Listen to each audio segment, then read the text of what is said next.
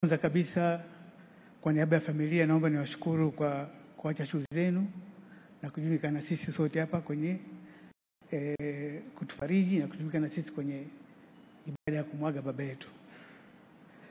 Kwanza niombe niseme kwangu binafsi jinsi tulivyopokea msiba. Nilipata habari za msiba tarehe 7 mwezi wa 5, ilikuwa saa 11 saa za Japani. Kakaangu John alinipigia simu kwa maneno kwamba tumepoteza baba.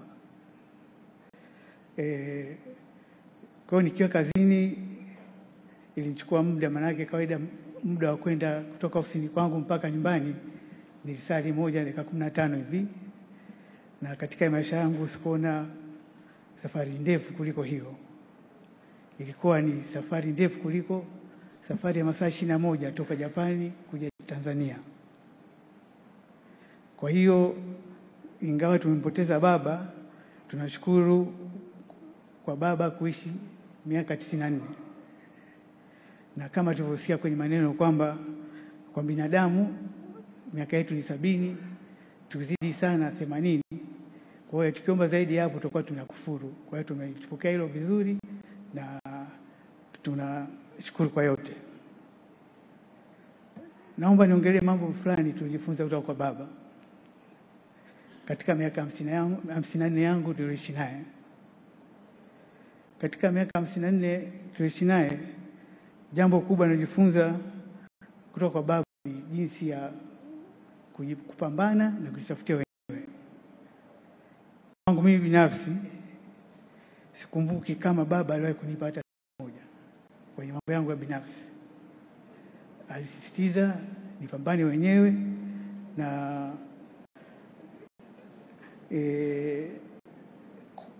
kwenye kujitafutia mwenyewe, ila katika hali hakushita kuwa mshauri mkubwa, na alikuwa tunapata muda wa kuchambua changamoto tunazozipata na kushauri, lakini pesa hajawahi kunipata siku moja. Jambo lingine nililojifunza kwa baba ni jinsi ya kuishi na watu vizuri. Mahudhurio ya msiba huu ni ushuhuda kamili wa baba jinsi ya kuishi na watu. Viongozi wetu wa serikali wako hapa, wa viongozi wa chama, naona marais wa staafu, waziri mkuu staafu, wakuu wa vyombo vya usalama na jeshi, katibu kiongozi, majaji, katibu viongozi wa staafu pia wote wako hapa. Pamoja na hayo, sisi jambo lilogusa zaidi baada ya msiba tu, kuna watu waliotupigia simu. Mfano, kuna mafundi wa mapazia waliokuwa na weka mapazia kwenye nyumba yetu pale Usangi. Walipiga wakasema, bwana, mimi lazima nije nimzike mzee. Mafundi rangi, mafundi mabomba na watu wa kawaida wote walikuja wakasema lazima tuje. Kuna watu marafiki wa mzee wametoka Copenhagen Canada, wamekuja Copenhagen Denmark, wamekuja kumzika mzee pamoja na umbali wote. Kwa hiyo tunashukuru sana kwa hayo yote. Jana tulipokuwa Mwanga kwenye shughuli ya kumwaga mzee, nilishangazwa sana nilipokuwa namsalimiana na Mheshimiwa Sabaya, mwenyekiti wa CCM mkoa wa Arusha. Akasema, mimi nilifanya kazi na mzee tangu 1980 na nimeshawahi kulala nyumbani kwenu. Hilo sikulijua. Pia jana tulipata ugeni mkubwa kutoka kwa mjumbe wa kamati kuu ya CCM ambaye alikuwa rafiki yake mama. Akasema, nimekuja hapa nipiniki kile chumba changu mama alichonipa. Kwa hiyo tukaja, tuko naye hapa dada Halima, tutapumzisha mzee pamoja.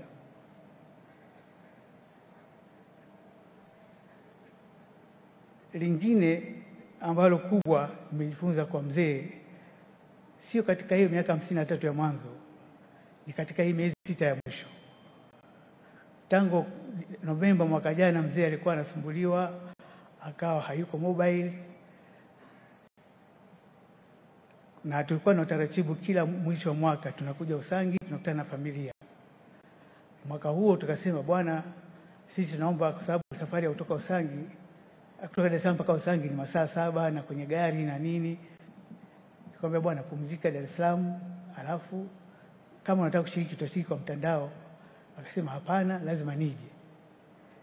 Kwa kuwa yeye alikuwa yeye ni mtoto katika familia ya mzee David Mhako, lakini alikuwa kiongozi wa familia kwa sababu yeye ndio pekee alibaki kama wanafamilia. Kwa hiyo akasema tuje Usangi tufanye kikao cha familia, na katika kikao hicho akatengeneza mfumo kwamba mimi nataka kukabidhi uongozi wa familia kwa mtu mwingine. Kwa wanafamilia tukakaa tukaamua kwamba tunakabidhi kigoda cha Mhako kwa kaka yetu Victor. Naomba kama yupo naomba asimame. Huyu ndio kiongozi wetu, na kwa hiyo tulipitisha mfumo na mzee akakisha tunajadili kila kitu, na nadhani ni miaka minne huo uongozi.